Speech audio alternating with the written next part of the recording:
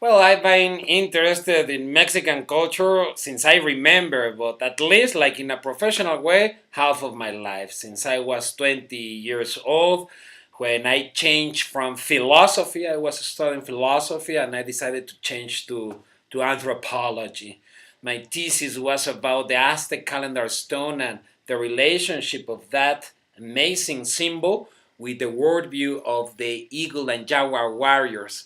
I spent a couple of years studying that, and then I started this project called Artisans of Time. So the idea was through providing high quality cultural tours throughout Mexico, I could get money to fund my research projects on Mexican culture.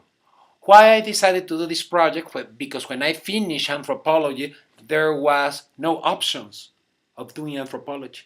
All the posts were occupied by old anthropologists, and that post is going to be open until they die. So I asked myself what I'm going to do that I can apply anthropological knowledge and get some money. And that's the way I started Artisans of Time 15 years ago, guiding from a hostel in Mexico City to the big pyramids, to Teotihuacan. That started 15 years ago. It took me 10 years to consolidate this project, and it was until I got to San Miguel that the last 4 years I'm really doing the first goal of this project through the funds generated through the tours to do research.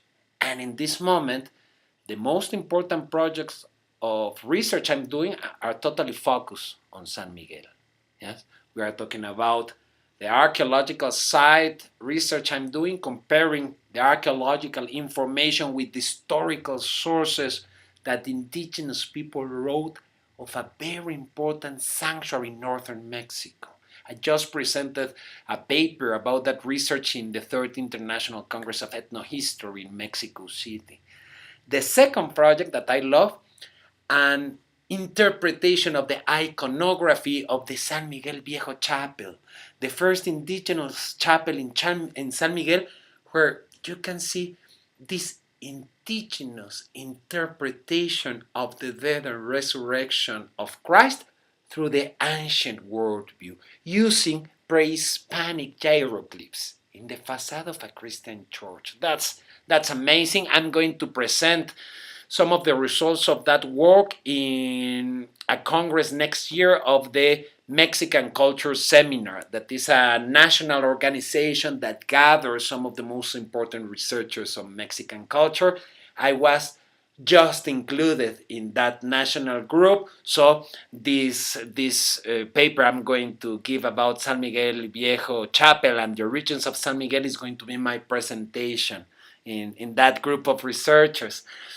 The third project of research I'm funding through my tours in San Miguel is the rescue of the life and works of Felipe Cosío, the Peruvian painter that founded the two art schools of San Miguel.